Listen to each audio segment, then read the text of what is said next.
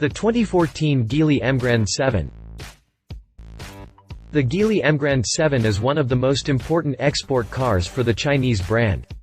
The car itself has been designed to appeal to European tastes, regulations and safety expectations.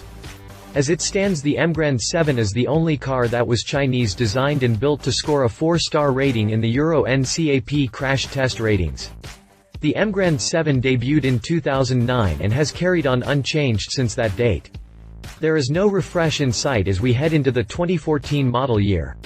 A pair of fuel-efficient engines and a pair of transmission options ensure that there are plenty of choices to meet the varied demands found across the Chinese and European markets. There is even a 5-door variant of the 7 called the RV for buyers who need a bit more space. Is the Emgrand 7 a good car for Geely to enter the US market with? It has the spaciousness to match many of the current competitors, but a rock-bottom price could help score it extra sales. Take a closer look at all the features of the Geely Emgrand 7 below and let us know in the comments if you think this seems like a good candidate for North America. Click past the jump to read more about Geely Emgrand 7.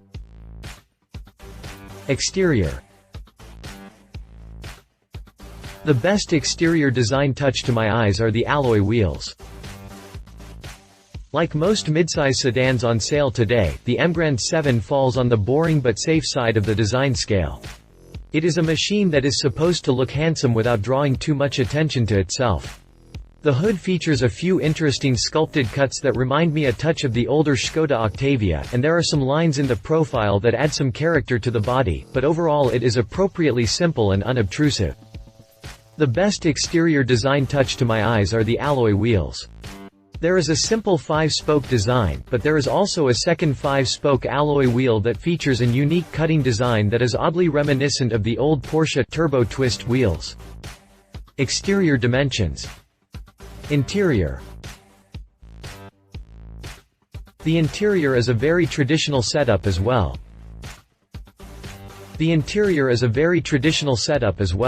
The front seats are buckets, the rear seats are bench that is designed to hold 2, but can squeeze 3 if needed. Although for some really weird reason, there are 4 seat belts in the photos. Not sure what that is about. The cockpit itself is mostly beige in color with a splash of dark gray on the dash and the tops of the door panels to add a little flavor to the color palette. There is also a gray and black combination interior available as well.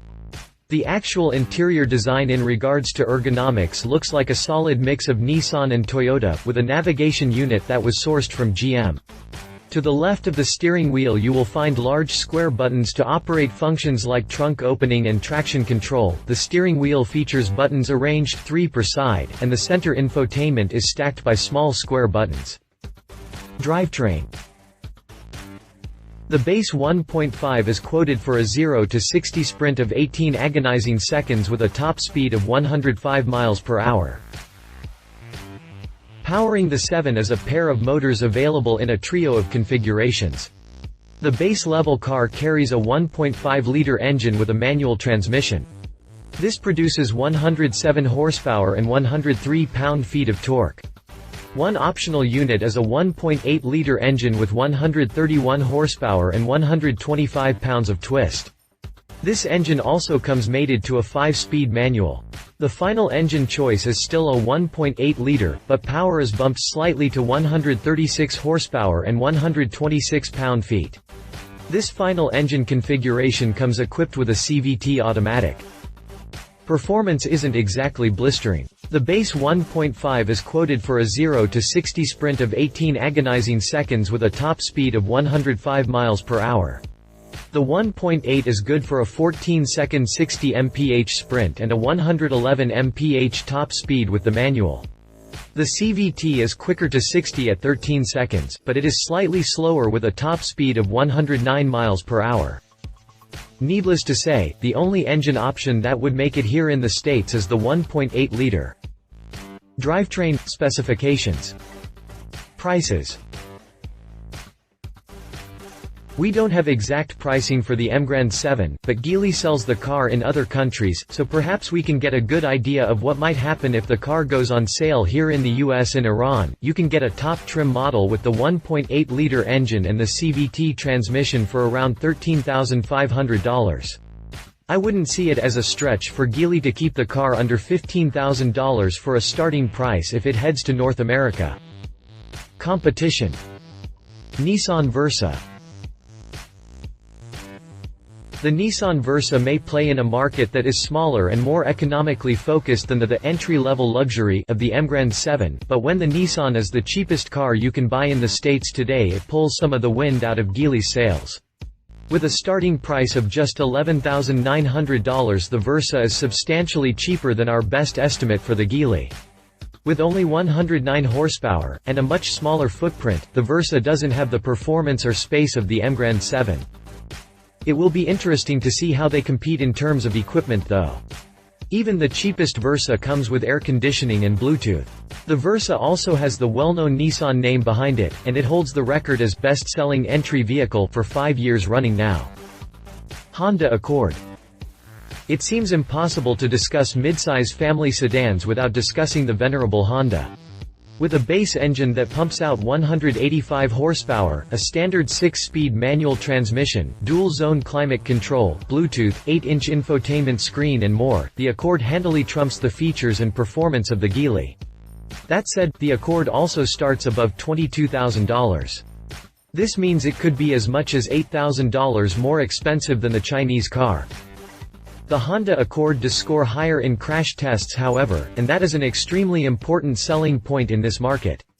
If Geely can nail the driving experience and luxury interior trim pieces, they may be able to steal a fair number of sales from cash-strapped buyers who want the space and practicality of a larger midsize sedan but can't afford a new Accord or Camry. Conclusion. The Geely Emgrand 7 has some strong points. It is one of the safest cars to come out of China, it boasts a relatively competitive size, interior configuration and exterior style, and with a projected price of $15,000 or so, it will be the cheapest car in its segment. I am still not sure that buyers are willing to sacrifice interior equipment and higher safety ratings to save money when these sedans are primarily used as family cars. Love it bargain pricing modern if uninspired design fuel efficient CVT transmission. Leave it 4-star Euro NCAP rating is not good enough in this segment. Interior quality could not be up to par with competition. Is it really $2,000 better than a Nissan Versa? If you liked this video, please share your thoughts in the comments below and don't forget to hit the subscribe button.